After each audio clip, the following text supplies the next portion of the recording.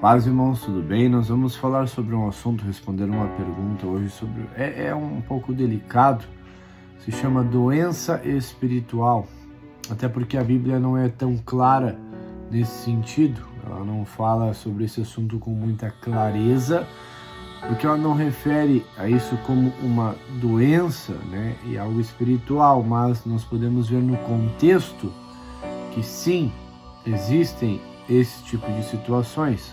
Então, eu tenho algumas escrituras, eu vou repartir com os irmãos, nós vamos tratar um pouco disso.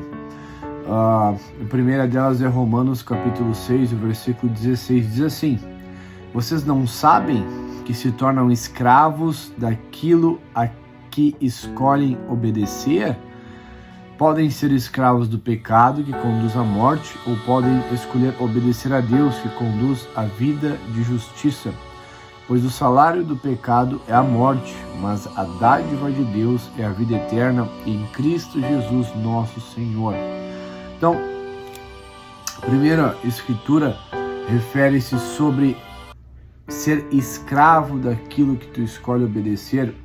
E tu vai dizer, eu quero obedecer a Deus, né? Nunca vou querer obedecer o diabo ou o pecado, isso, aquilo. Mas às vezes as pessoas se detêm a obedecer os seus sentimentos. E o nosso sentimento nem sempre é o mesmo sentimento de Deus. E muitas vezes o sentimento que nós estamos obedecendo é o de amargura, é o de raiva, é o de se sentir maltratado. Então, esses sentimentos, a ansiedade, a depressão, eles se tornam situações que eles acabam dominando a sua vida e eles se tornam maiores do que você, mais fortes do que você, quando você permite eles a dominar a sua vida. Então, por que você se torna escravo daquilo que você escolhe obedecer? E todo mundo vai dizer, não, mas eu não quero.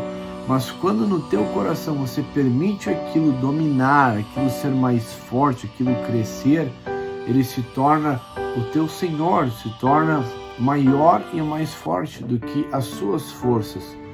Então nós vemos pessoas que eles acabam ficando doentes espirituais. De que maneira? Eles são angustiados, infelizes, oprimidos, têm uma vida amarga, uma vida ruim de viver.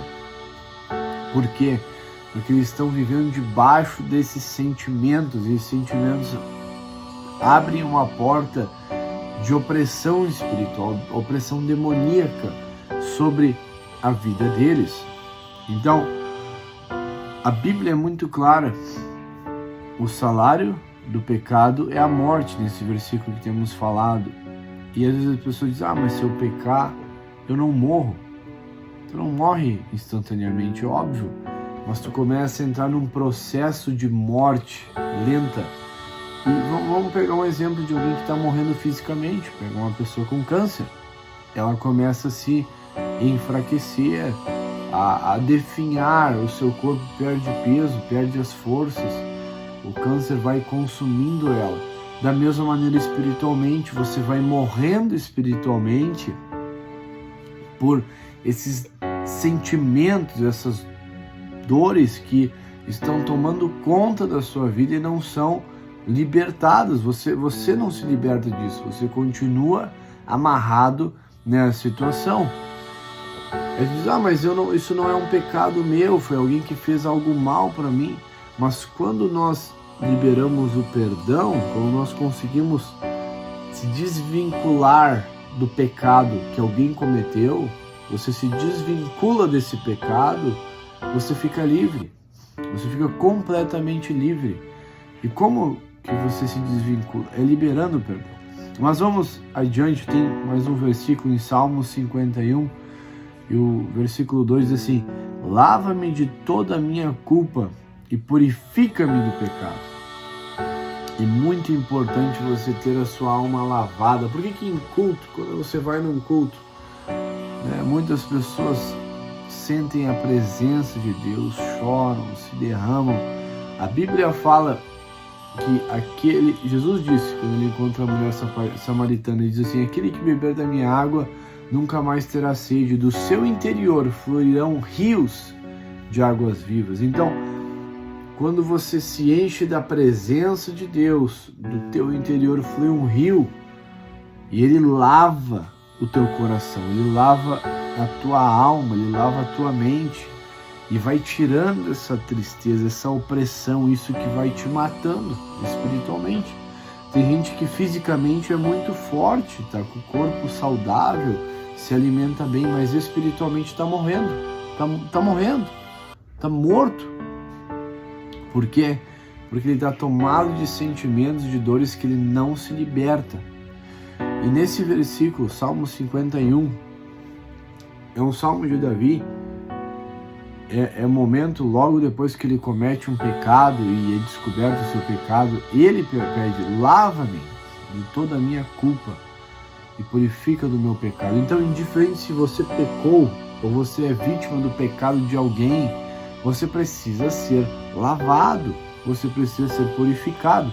Porque aquele que peca carrega a culpa do pecado, mas aquele que sofre a consequência do pecado do outro, muitas vezes surge no coração dele a raiva, a ira, o desejo de vingança, ou a amargura que você, não consegue ter paz por causa daquela situação. Então você vive oprimido nessa situação. Você precisa ser lavado pelo Espírito Santo, precisa lavar o seu coração.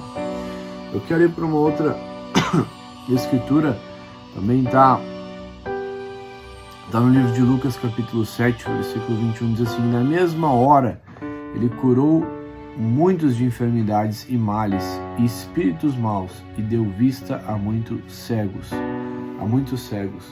Então, a operação de Jesus Cristo, quando ele cura o coração de alguém, quando ele sara, quando ele começa a libertar, ele tira por completo as opressões do diabo, as angústias, as depressões que estão ali ao derredor.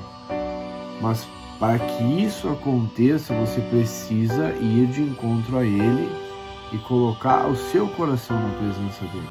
Quando você entra num culto, vai no altar, você precisa abrir o espaço para Deus fazer essa limpeza. E muitas pessoas às vezes sentem, ouvem a voz de Deus dizendo: perdoa, pede perdão, vai lá e dá um abraço em tal pessoa, te acerta com esse, com aquele. E muitos não fazem isso e acabam carregando esses problemas dentro de si. Muitas vezes Deus toca no teu coração e diz: deixa pra lá, esquece isso. Mas você reluta em pegar o problema na mão e dizer: não, eu vou carregar comigo. Então, você vai carregar isso enquanto não estiver disposto que Deus lhe cure das enfermidades espiritual, dos males que te rodeiam, das opressões. E Ele veio para isso. O propósito de Deus é esse: fazer uma obra completa. Eu quero ler mais uma escritura, está em Hebreus capítulo 12, diz assim: tendo cuidado de que ninguém se prive da graça de Deus e de que nenhuma raiz de amargura brotando vos perturbe e por ela muitos se contaminem. Quando você deixa a amargura, o sofrimento, a raiva, esses sentimentos tomarem conta da tua vida, do teu coração, você acaba se privando da graça de Deus, da misericórdia, porque a Bíblia diz que verdadeiramente Ele tomou sobre si as nossas dores, as nossas enfermidades. Ele tomou sobre si, Ele levou sobre Ele todo o nosso sofrimento, para que você não tivesse isso, para que você não precise lutar essa luta incessante. Então, e segue o versículo dizendo: brotando vos perturbe e por ela muitos se contaminem. A doença espiritual é contagiosa. Ela contamina você, sua família, os que te rodeiam, e é perigosa. Por quê? Porque a nossa amargura a gente vai depositando na vida de alguém, na vida do outro, a gente fala o que sente, fala aqui, fala, e nunca resolve o problema. E isso acaba matando outras pessoas, contaminando outras pessoas e privando da misericórdia, da graça. Porque Nós sempre vamos enfrentar problemas na nossa vida, isso é normal, mas você precisa estar disposto a ser liberto dessas situações que te rodeiam. Nós não somos criados para viver enclausurados ou amarrados nessa situação, não. Você pode ser liberto no momento em que tu larga o pecado e tu perdoa quem pecou contra ti. Simples. Tem muitas coisas na nossa vida que é melhor esquecer. É melhor deixar passar. Deixa passar, esquece. Aconteceu um fato assim. Não, deixa pra lá. Ora, pede para Deus tirar do teu coração, para que Ele faça você esquecer e recomeçar a tua vida.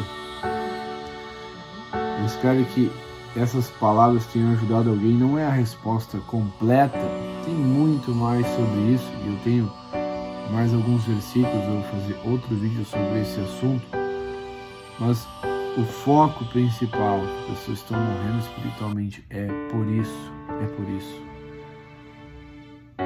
Estão amarrados na amargura, na dor, no sentimento de opressão, na culpa, por ter cometido um pecado e não ter errado.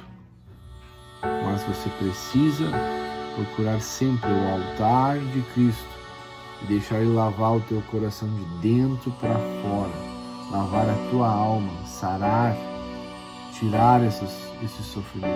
Senão, a doença espiritual leva à morte espiritual e à condenação espiritual.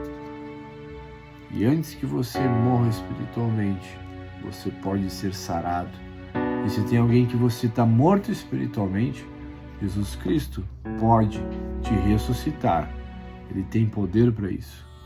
Ele restaura a tua vida. E Ele, se for preciso, que o teu coração não tem mais jeito, Ele te dá um novo coração.